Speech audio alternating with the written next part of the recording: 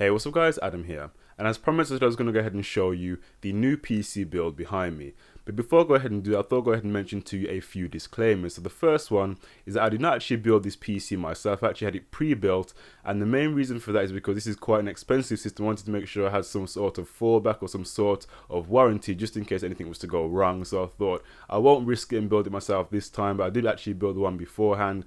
But for this new system, I thought, well, because this is quite an expensive system, I think I'll leave it to someone who has a bit more experience than I do. So my second point is that I actually plan to turn this system into a Hackintosh. Now I'm probably going to get a few funny looks at this video or a few bad comments when they find out what parts I've actually chosen for this PC, but I do think that some of the parts will be compatible without any problems, and I might have to do a bit of tweaking here and there. This is going to be my actual first system I'm actually going to be trying to Hackintosh.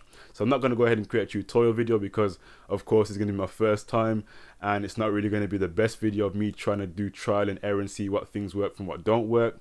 So I'm going to try and work through and see if I get a successful result. And even if the worst case scenario that macOS does not run, I'm going to be running Yosemite, and if it doesn't run, then of course I've still got a really good system that is running Windows 10 without any problems. So it's not really a win-lose situation, it's more of just a win-win straight situation in this case. So my final disclaimer is I actually have two new monitors as well that actually sat right behind me.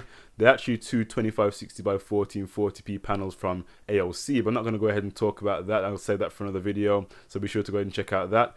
And my old monitors that I used to have actually sat on the desk behind me. I don't know if you can actually see them in the camera, but I actually use them as my camera video monitor if I'm shooting videos from this angle of the room. So that's quite useful. When I'm sat here, I just pretty much plug it into my TV and monitor the video from this side. So that's pretty much a quick behind the scenes of how I do things when I'm actually making videos. But there will also be, and I've been meaning to work on this, there will also be a full behind the scenes video coming really soon when I try and figure out how to set up a two camera system to make it look like I'm actually shooting a video while shooting the mock video that I'll be doing as a demonstration. So anyway guys, I think that's enough blabbering on for now. Let's go ahead and take a look at the new system that is sat behind me. Okay, so starting off with the case. Now the case is called the Silent Bass 800 from Be Quiet. It comes in various different colors. It comes in silver, orange, and just standard black. I went with the silver option. And the case is from Be Quiet, and Be Quiet is a company that pretty much they spend all their time trying to find all the best ways to keep your PC as quiet as possible. Now this case is actually, in the inside of the case is actually filled with a lot of noise dampening material, and it also comes with a lot of these silent wing fans also from Be Quiet. So their main aim is to make sure that your case stays quiet, and I wanted a workstation grade case as opposed to a gaming case with a lot of flashing lights and windows on the outside. I really wanted a simple case that would be more suited towards a workstation grade build, so I went with the Silent Bass 800 for that. And funny enough, I actually have my microphone right against the PC whilst I'm recording this portion of the video, and as you can probably tell, you pretty much cannot hear the PC running in the background whatsoever. So that is pretty much a kind of a side test to see just how quiet this PC actually runs. So moving on to the best part now, the actual internals of the build. So starting off with the motherboard is the MSI X99S Gaming 7. And now this is going to be mainly a gaming marketed board, but in terms of just general other features, this board really does offer a lot. I mean, I haven't any troubles, finding any compatibility issues with the motherboard. It's ran Windows 10 fine, and hopefully, fingers crossed, it will run Mac OS fine as well. So we'll see on how that goes when it comes to that process.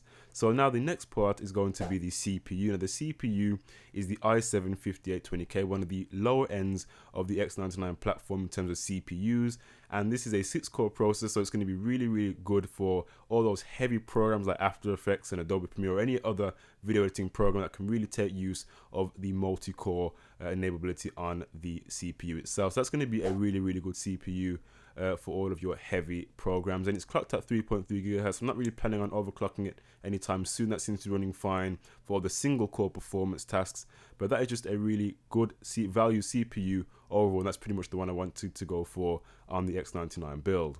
So whilst I'm on the topic of the CPU, I'm going to talk about the CPU cooler as well. So the CPU cooler that's been used is from MSI. It's a single block closed loop water cooler.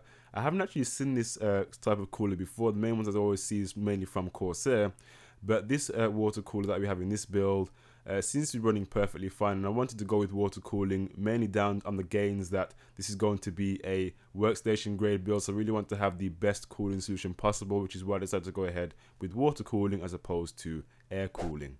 Okay, so moving on to the RAM. So in the build, we have 32GB of DDR4 RAM from Corsair. Now here's a bit of a joke about the RAM. Before I actually upgraded to Windows 10, I had Windows 7 Home Premium, and that decides to go ahead and cap the RAM at 16GB. So of course I had to upgrade to Windows 10 Home Premium to go ahead and get the full whack of the 32GB of RAM. Now, of course, with any sort of workstation grade build, when using heavy-end software like Premiere and After Effects, it's always best to throw as much RAM at those programs as possible. So I decided to go ahead with 32GB as opposed to just having the 16GB. Okay, so moving on to the graphics card. The graphics card is the GTX 980 Ti. It's a non-reference card from MSI, and this card just looks absolutely beautiful in this case. It's got 6GB of video memory, so this should easily be able to handle any gaming at even 4K resolution, even though I don't have a 4K monitor, and definitely be able to handle gaming at 1080p with no problem. It's also going to be very useful for using things like After Effects and Premiere by making use of the CUDA cores within the graphics card itself. This is able to easily drive my 2560 by 1440p panels with no problem. This graphics card is absolutely fantastic. Okay, so moving on to the drives now in this build. So I've got 4 different drives. The first drive is going to be a 120GB SSD from Kingston. This is where Windows 10 is installed to. The drive below that is going to be my drive that I had in my old PC. That's going to be where all my backup files are, so I can go ahead and interact with those. Below that I have a blank SSHD, so it's got a hybrid between an SSD and a hard drive. So I'm going to pretty much use that drive to install Yosemite on when I get around to creating the Hackintosh. And the drive below that is just simply an ordinary blank hard drive for any additional storage I need to use when I'm using the PC. So in terms of my power supply, I have an 850 watt power supply. This is probably going to be a bit overkill for this build, but it's always better to have overkill as opposed to underkill when it comes to your power supply. Okay, moving on to the rear of the case, as you can see the I/O shield for the back of the motherboard. As you can see, I've got plenty of USB 2.0 and USB 3.0 ports, as well as my Ethernet port. Then below that, as you can see, I've got my graphics card with 3 DisplayPort inputs, a HDMI input, and a DVI-D input. And then below that, as you can see the back of the network card as well that I'm using as my Wi-Fi for Windows 10. So on top of the case, we have the power button. We also have the microphone in and the headphone out ports. We also have 4 more USB ports, 2 of which are 2.0 and 2 of which are 3.0. So now that's pretty much the ins and outs of the PC itself. So be sure to go ahead and stay tuned for the updates about the Hackintosh and how that's going to be progressing along. And I hope you found this video useful. I hope you enjoyed it. Anyway guys, this has been Adam here. Thank you for watching. Take care, and of course I'll see you guys in the next tech video. Bye for now. Hey. Sirens, sirens, sirens, sirens, sirens. Before I go ahead and do that, I thought I'd go ahead and mention to you a few disclaimers. That's the 3rd siren today. Well, the 3rd siren That's the 3rd siren that's gone past in the last 5 minutes. Oh, bad time to shoot a video.